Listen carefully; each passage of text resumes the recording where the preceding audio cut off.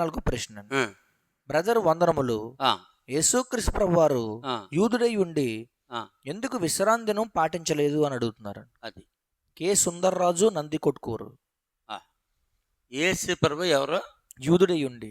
యేసు ప్రభు యోధా గోత్రంలో పుట్టాడు, ఉమ్. కానీ ఆయన మనిషి కాదు. అంటే మనిషి కదా. అది తెలాల ముందు కె సుందరరాజు నంది కొట్కూరు. కొట్కూరు, నంది కొట్కూరు. నంది కొట్టుకూరికి తెలాలి. యేసు ప్రభు ఎవరు? దేవుడు. మనిషిగా ఆయన మనిషి ఆకారంలో మనిషి, ఆయన మనుషుడు కాదు. యేసు ప్రభు ఉమ్. ఎవరు కాదు? మనుషుడు కాదు. మనిషి కాదు ఆయన. ఎందుకైనా ఆ గోత్రంలో పుట్టాడు, ఉమ్. ఆ గోత్రంలో పుడతానని వాగ్దానం చేశాడు. ఉమ్.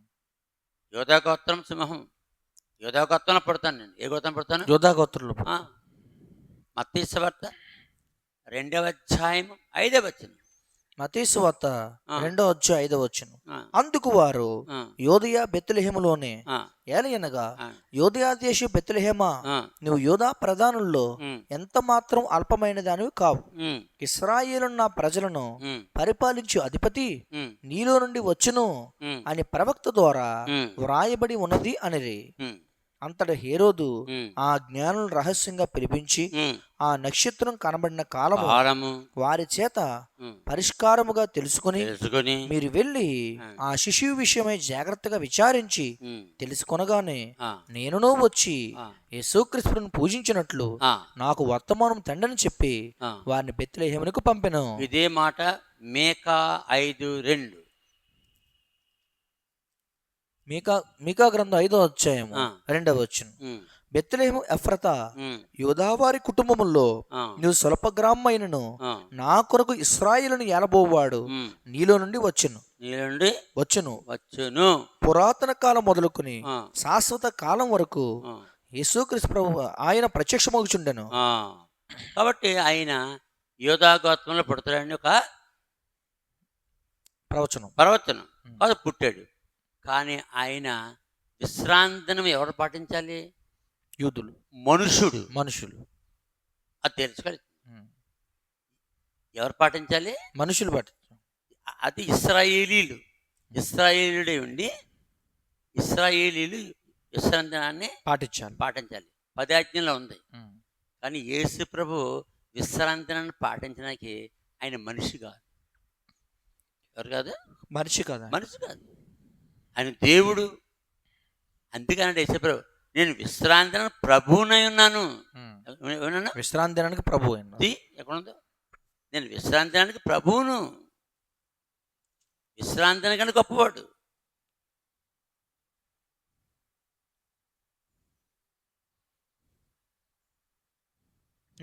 మత్తయి సువార్త 12వ అధ్యాయము 8వ వచనం. 8వ వచనం. కాగా మనుష్య కుమారుడు విశ్రాంతి దినమునకు ప్రభువై ఉన్నాడు అనను. ఇప్పుడు విశ్రాంతికి ఎవరైనా ప్రభువై ఉన్నాడు. ప్రభు అన్నాడు అంటే విశ్రాంతిని గొప్పదే, యేసుప్రభు గొప్పడా? యేసుప్రభు గారు గొప్పవాళ్ళు. ఆ యేసుప్రభు గొప్పడు కాకుండా విశ్రాంతిని గొప్పదైతే యేసుప్రభు విశ్రాంతి పాటించాలి. ఇలాంటి ఉన్నతమైన విషయాలు తెలుసుకోవాలి. అసలు తెలుస్తారు చాలా మందికి. చాలా గొప్ప లాజిక్ అది. విశ్రాంతినాన్ని ఎవరు పాటించాలి? మనుషులు.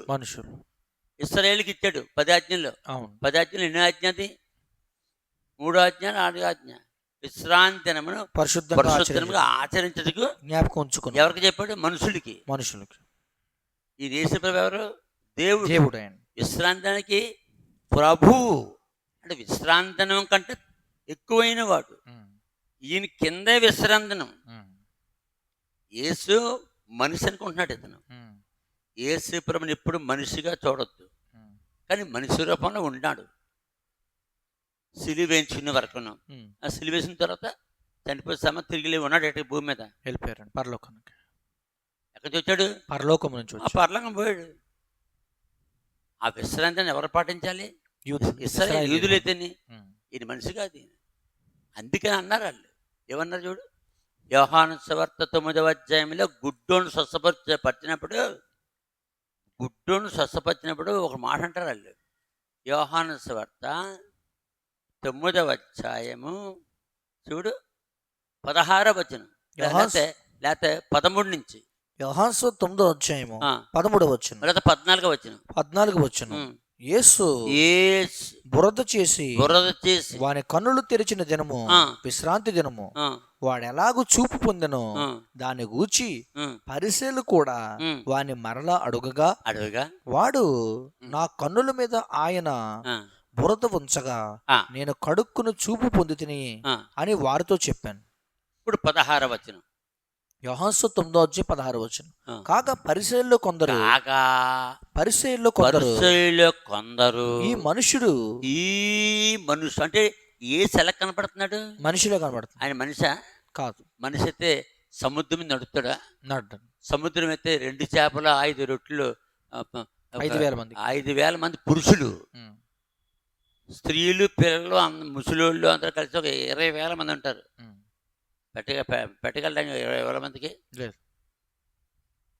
మనిషి అయితే సమాధి చేయబడి తిరిగి లేపుతాడా? లేకరండి. మనుషులు ఎక్కడ?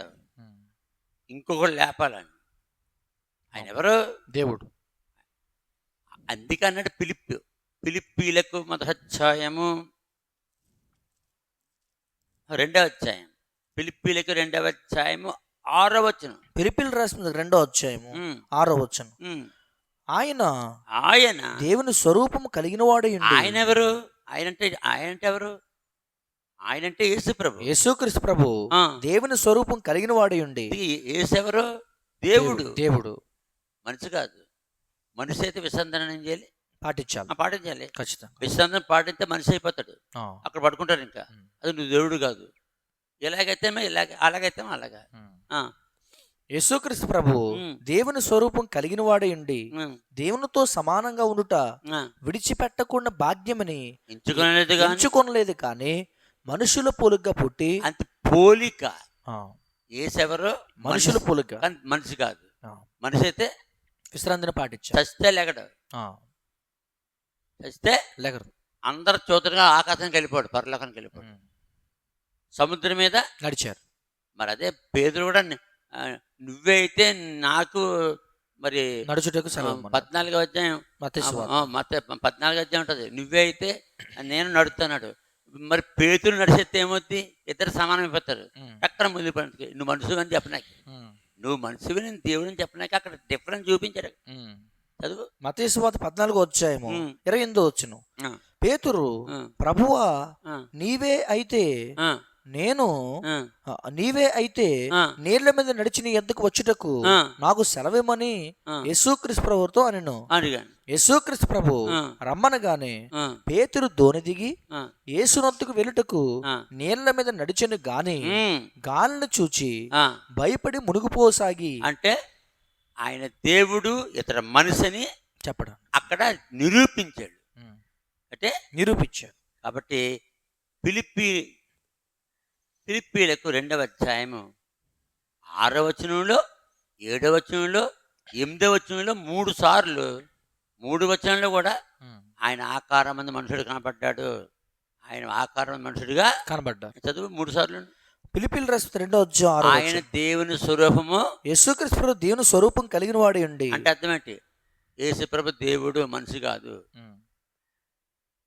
దేవునితో సమానంగా ఉండుట విడిచిపెట్టకుండా భాగ్యమని ఎంచుకోనలేదు కానీ అయిపోయింది. 7వ వచనంలో మనుషుల పోలికగా పుట్టి, రెండోసారి మనుషుల పోలికగా పుట్టి, అంతేగాని దేవుడయ్యుండి మనిషి పోలికగా పుట్టాడు కానీ మనిషి కాదు. ఎవరో యేసుక్రీస్తు ప్రభు. ఇంకో చోట దాసుని స్వరూపం ధరించుకుని 8వ వచనం మరియు ఆకారమందు మరియు యేసుక్రీస్తు ప్రభు ఆకారమందు మనుషుడుగా కనబడి. అంటే యేసు ప్రభు మనిషి కాదు.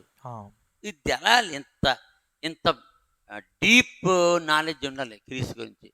యేసు ఎవరు కాదు? ఆయన మనిషి కాదు. ఆయన మనిషే కాదు, దేవుడే. అందుకంటాడు ఆయన, నేను పరలోకం వచ్చాను, పరలోకం వెళ్ళిపోతాను. యోహాను సువార్త 3:13. యోహాను సువార్త 3వ అధ్యాయం 13వ వచనం. మరియు పరలోకమును దిగి వచ్చిన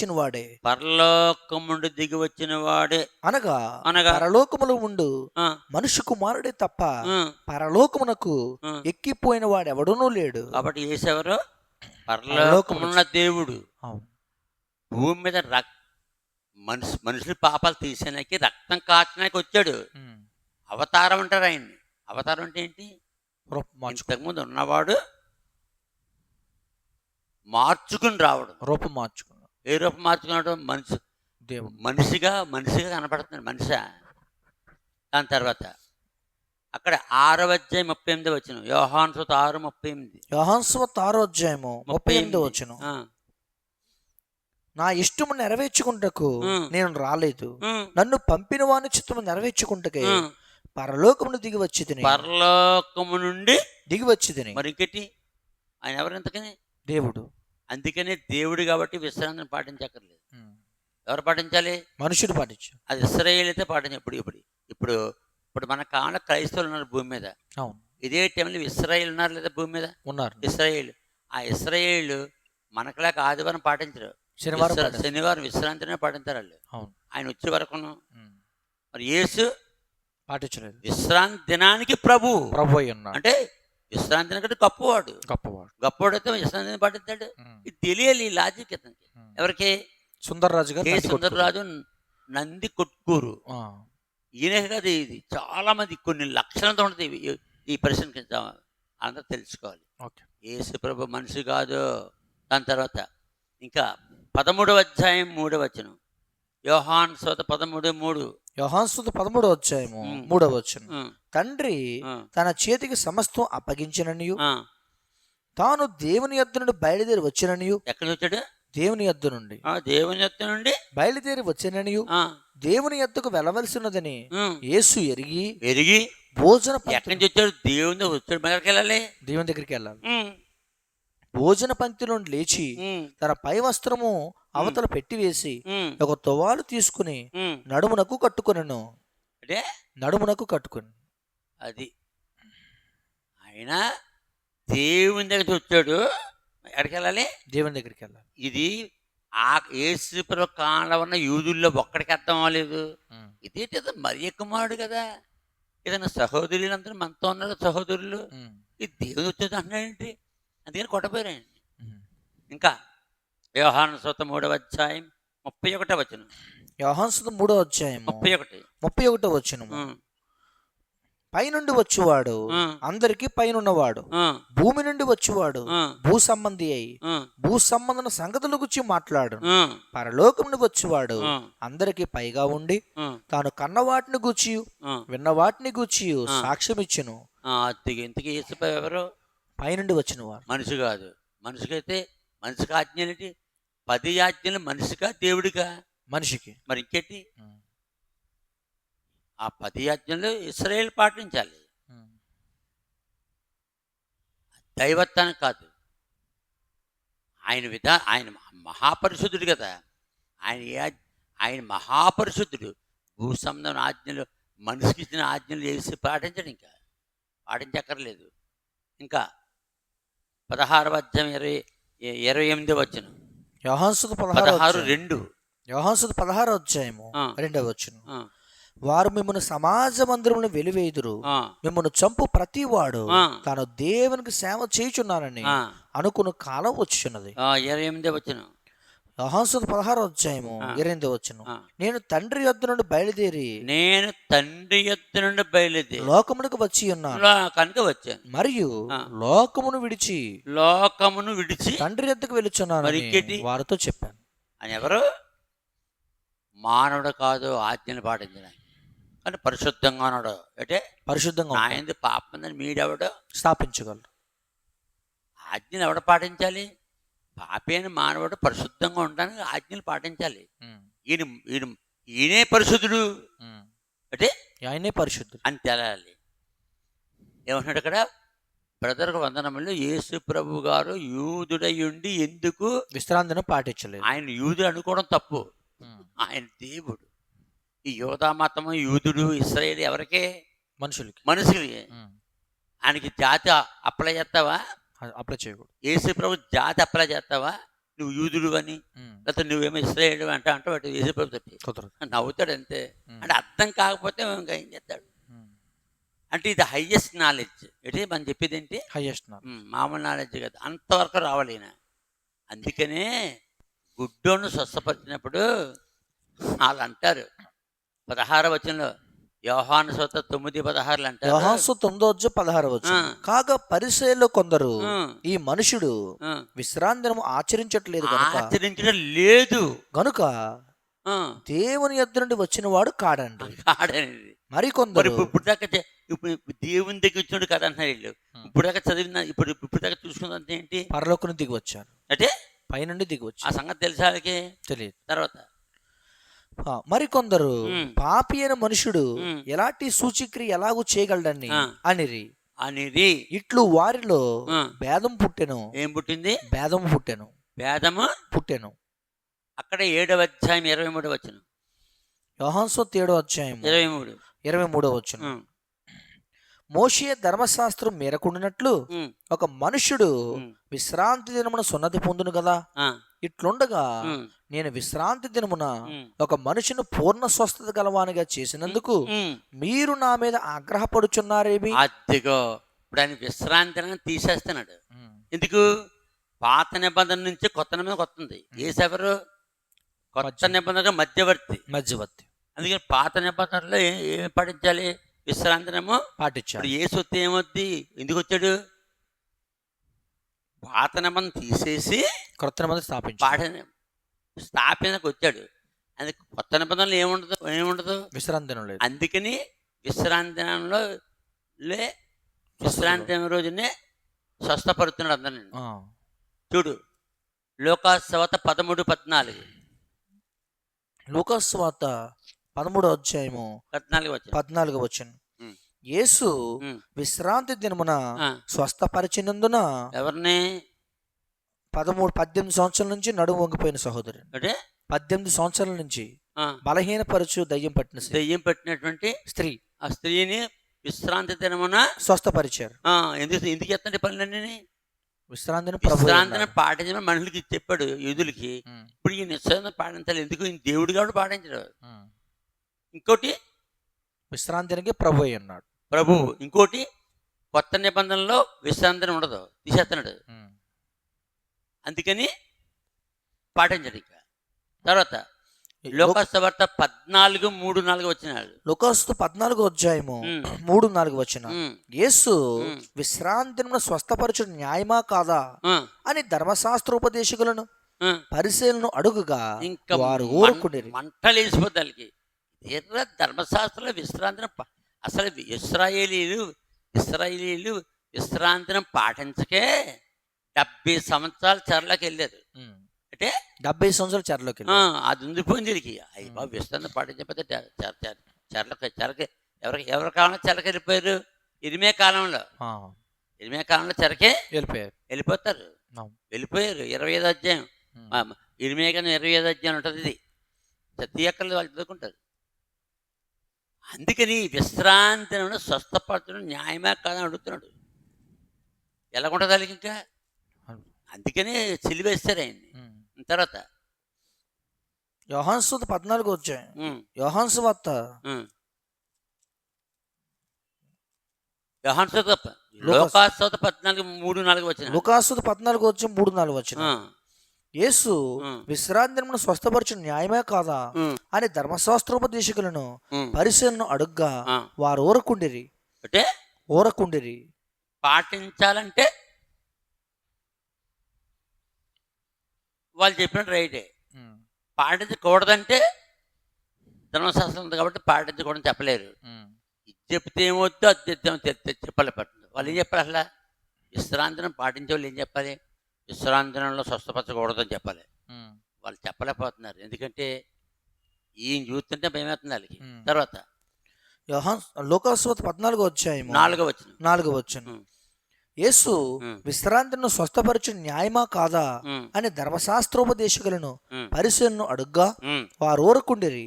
అప్పుడైన వారిని చేరదీసి స్వస్థపరిచి పంపివేసి, మీలో ఎవరికి గాడిదైనను ఎద్దెన్ను గుంటలో పడినలా విశ్రాంతి దినమున దాని పైకి తీయడా అని వారిని అడిగాను. ఈ మాటలకు వారు ఉత్తరము చెప్పలేకపోయారు.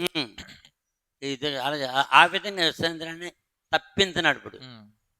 ఇప్పుడు మనం విశ్రాంతిని పాటించు. ఇప్పుడు మనం ఎవరు? క్రైస్తవులు. క్రైస్తవుడికి ఏంటి? ఆదివారం ఎక్కడుంది? అపోస్తలుల కార్యములు 20 అధ్యాయం 7వ వచనం. 7 వచ్చును. ఆదివారమున మేము రొట్టె విచ్చుటకు కూడినప్పుడు పౌలు మరునాడు వెళ్ళనయుండి వారితో ప్రసంగించు అర్ధరాత్రి వరకు విస్తరించి మాట్లాడుచుండు. చాలు. క్రైస్తవుడికి ఆదివారం ప్రభుదినం, ఇశ్రాయేలుకి శనివారం, యూదులకి శనివారం విశ్రాంతి దినం. లూకాసు 10వ అధ్యాయం 25వ వచనం. లూకాసు 10వ అధ్యాయము 25వ వచనం. లూకాసు 10వ అధ్యాయం 25వ వచనం. 25వ వచనం. ఇదిగో ఒకప్పుడు ధర్మశాస్త్రోపదేశకుడు లేచి బోధకుడా నిత్య జీవనకు వారసులగుటకు నేనేమి చేయవలని యేసుక్రీస్తును శోధించు అడిగాను.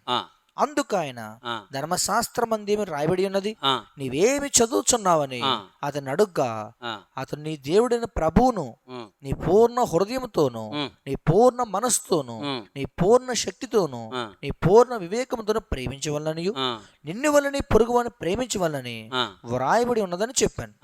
అందుకు ఆయన నువ్వు సరిగా ఉత్తరం ఇచ్చితివి, అలాగూ చేయము, అప్పుడు జీవించదు అని అతనితో చెప్పాను. ధర్మశాస్త్రం ఏం చెప్పాడు అలా చేయి. అతను మనుషుడు కాబట్టి అలా చేయాలి. యోహాను సువార్త 5వ అధ్యాయం 10వ వచనం. యోహాను సువార్త 5వ అధ్యాయం 10వ వచనం. ఆ దినము విశ్రాంతి దినము గనుక యూదులు ఇది విశ్రాంతి దినము కదా, నీవు నీ పరుపెత్తుకున్న తగదే అని స్వస్థత నొందిన వానితో చెప్పారు.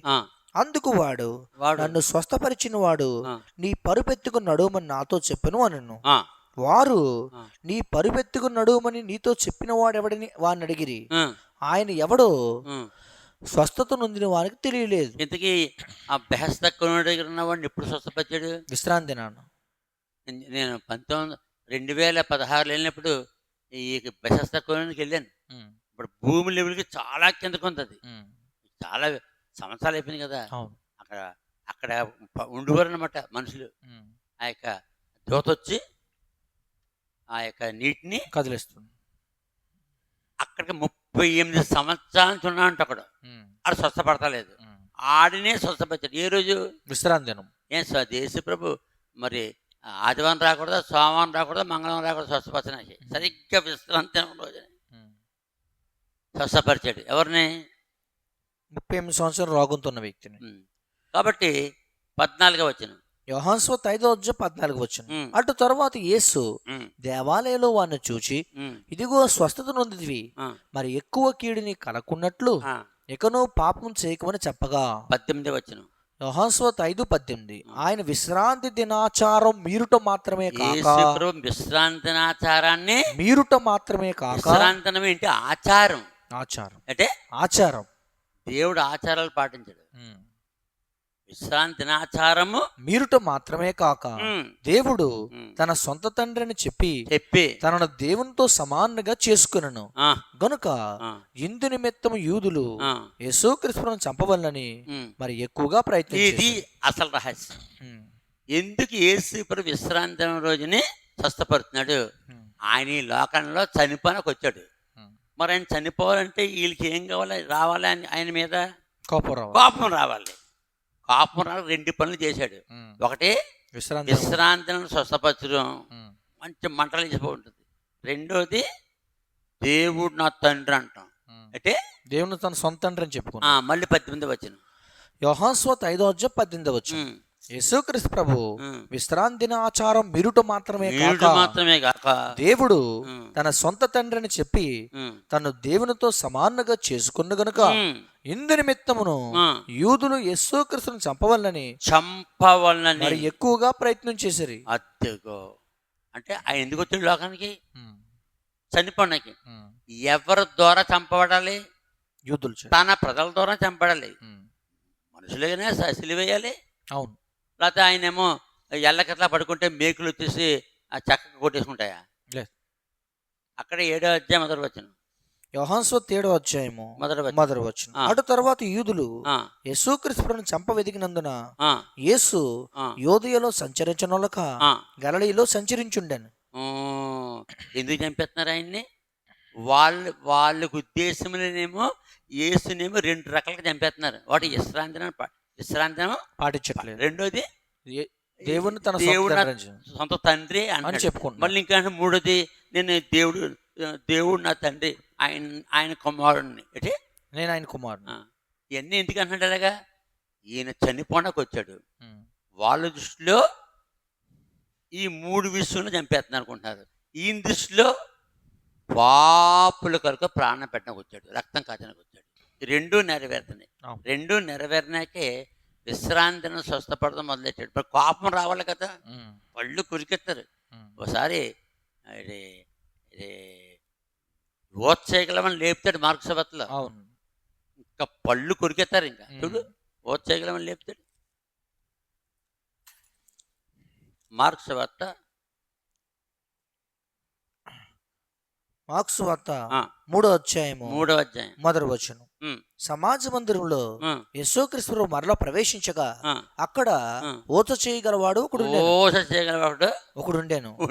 అచ్చటి వారు ఆయన మీద నేరం మోపవలని విశ్రాంతి దినమున వారిని స్వస్థపరచునేమో అని యేసుక్రీస్తు ప్రభువును కనిపెట్టుచుండిరి. యేసుక్రీస్తు ప్రభు, నీవు లేచి మద్యం నిలువమని ఓచ చేయగలవాంతో చెప్పి వారిని చూచి, విశ్రాంతిని మేలు చేయడు ధర్మమా, కీడు చేయడు ధర్మమా, ప్రాణరక్షణ ధర్మమా, ప్రాణహత్య ధర్మమా అని అడిగాను. అందుకు వారు ఊరకుండిరి. ఆయన వారి హృదయ కాటిని దుఃఖపడి కోపముతో వారిని కలయి చూచి, నీ చెయ్యి చాపమని ఆ మనుషులతో చెప్పాను. వాడు తన చెయ్యి చాపగా అది బాగుపడాను. పరిశీలి వెలుపులకు పోయి వెంటనే హేరోదీయులతో కలుసుకుని ఆయన ఎలాగూ సంహరించుమో అని చంపేస్తారు. అంటే యేసు ఎందుకు వచ్చాడు? పాపుల కొరకు రక్తం కాచి చచ్చిపోయిన వచ్చాడు. అవును. వీళ్ళు ఎలా చంపుతున్నారు? విశ్రాంతిని పాటించట్లేదు కాబట్టి. అది ఈ లాజికి తేలాలి. అందుకని విశ్రాంతి రోజు స్వస్థపడుతున్నాం అంటే కోపం వచ్చాడు, పళ్ళు కొరికేస్తారు. ఇంకా అంటే పండ్లు కొరుకుతున్నారు. ఆయనకి విరోధముగా ఆలోచన చేశారు. అర్థమైందా? కాబట్టి ఈ విధంగా వాళ్ళకేమో తెలియడం లేదు ఎందుకు చేస్తున్నాడు ఈ పనులన్నీ. కాబట్టి యేసు ప్రభు చనిపోనకు వచ్చాడు. ఆ చనిపోనకి ఏదో ఒక తప్పు చేస్తున్నాడుగా, ఈయన ఏదో తప్పు చేస్తున్నట్టుగా. ఏం తప్పు చేస్తున్నట్టుగా? విశ్రాంతిని స్వస్థపడటం తప్పు, దేవుని సొంతాన్ని చెప్పడం తప్పు, నేను దేవుని కుమారుని చెప్పుకోవడం తప్పు వీళ్ళ దృష్టిలో. ఆయన విశ్రాంతి దినానికి ప్రభు అన్నారు. నా తండ్రి నన్ను పంపాడు, నేను ఆయన కుమారుడిని. అది తప్పు. ఈయన చెప్పింది కరెక్టే. కానీ ఈ యొక్క విధానాల్లో యేసు ప్రభు చనిపోనాకే ఈ పనులు చేశాడు అని తెలుసుకోవాలి. ఎవరు? కె సుందరరాజు గారు, నందుకోటి. ఇలాంటి ఈ ప్రశ్న అడుగుతుందో. అందుకని యేసు ప్రభు ఎప్పుడు చూసినా విశ్రాంతి రోజునే స్వస్థపరచు. మళ్ళీ యేసు మరి ఎప్పుడు లేచాడు? ఆదివారం. ఎప్పుడు లేచాడు? ఆదివారం లేచాడు. ఆదివారాన్ని ఘనపరిచి ఆదివారమున ప్రభుదినం, ఆదివారం క్రైస్తవులకి ఆరాధన టైంగా పెట్టి ఆదివారమున క్రైస్తవుడు ప్రపంచంలో క్రైస్తవులు అందరూ చేస్తారు, ఆదివారం ఆరాధన చేస్తారు.